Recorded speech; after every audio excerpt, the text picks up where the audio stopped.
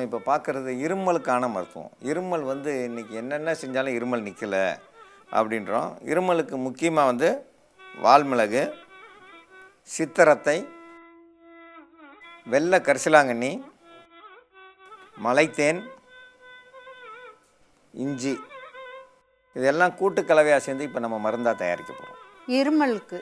இருமல் வந்துச்சுனாக்கா தூக்கமே வராது. அவங்கள் மட்டும் இல்லாமல் பக்கத்தில் இருக்கவங்களுக்கும் ரொம்ப ஒரு அருவருப்பு மாதிரி படுவாங்க. இருமல் ஏன் வருது அப்படின்னாக்கா, பல இடங்களுக்கு போய் தண்ணி குடிக்கிறவங்க அந்த தண்ணி சேராதனால வரும். உடம்புல எதிர்ப்பு சக்தி ரத்தம் குறைஞ்சி போச்சுனாலும் அவங்களுக்கு குடிக்கிற தண்ணி முதல் கொண்டு தண்ணி அவங்க உமிழ்நீரே சளியாக மாறக்கூடியது.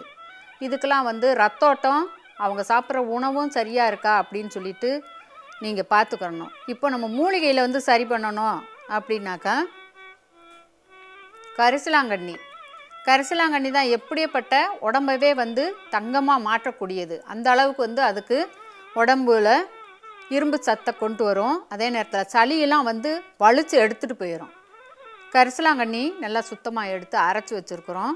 இது கூட சித்த அரத்தை, இந்த அரத்தை சளியை எடுக்கக்கூடியது.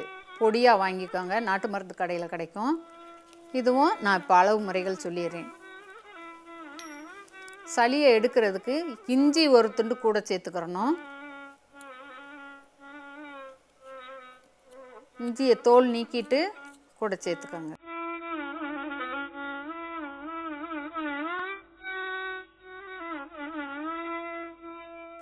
இஞ்சி ஒரு துண்டு தோல் நீக்கிட்டு வச்சுருக்குறோம். இதை நறுக்கி போட்டு இடிச்சுக்கலாம்.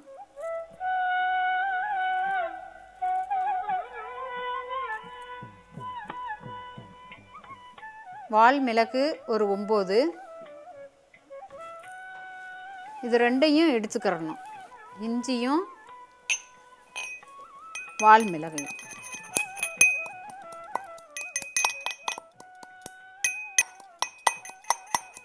வால்மிளகும் இஞ்சியும் நல்லா இடித்து எடுத்து வச்சுருக்குறோம்.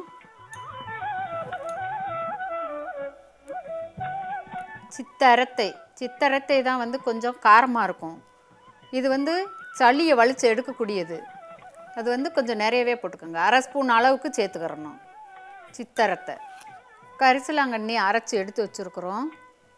நல்லா 1 ஸ்பூன் அளவுக்கு கூட சேர்த்துக்கோங்க. தேன், சுத்தமான மலைத்தேன் கொஞ்சம் நிறையா சேர்த்துக்கிறணும்.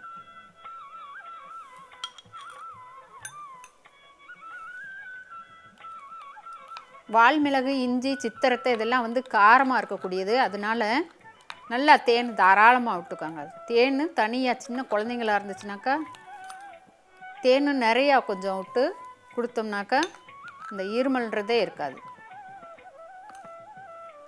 பெரியவங்க சின்னவங்க எந்த வயசுக்காரங்கனாலும் இந்த இருமல் மருந்து நீங்கள் சாப்பிடலாம். இருமல் போகிறதுக்கு இது ஒரு சிறந்த மருந்து. அதே நேரத்தில் உணவையும் நீங்கள் சாப்பிடணும். நேரத்துக்கு சாப்பிட்டிங்கன்னா உடம்புல எதிர்ப்பு சக்தி இல்லாமல் ரத்தோட்டம் சீராக இருந்துச்சுனாக்கா நீங்கள் உங்களோட உமிழ்நீரே சளியாக மாறுறதுக்கு வாய்ப்புகள் இருக்குது. அதனால் தகுந்த மாதிரி நேரத்துக்கு உணவு சாப்பிடுங்க. இருமலுக்கான மருந்து, இருமலுக்கு முக்கியமாக கரிசலாங்கண்ணி, சித்திரத்தை, வால்மிளகு, இஞ்சி, தேன் சேர்த்துருக்கோம். இதெல்லாம் கூட்டு கலவையாக அப்படியே அரைச்சி எடுத்து வச்சுருக்கோம். இதை காலையில் 1 ஸ்பூன், சாயந்தரம் 1 ஸ்பூன் சாப்பிட்டோம்னா எவ்வளோ பெரிய ஆளுக்கு 40 வயசுக்காரங்களுக்கு முதல் கொண்டு யாருக்கு வேணாலும் இதை கொடுக்கலாம்.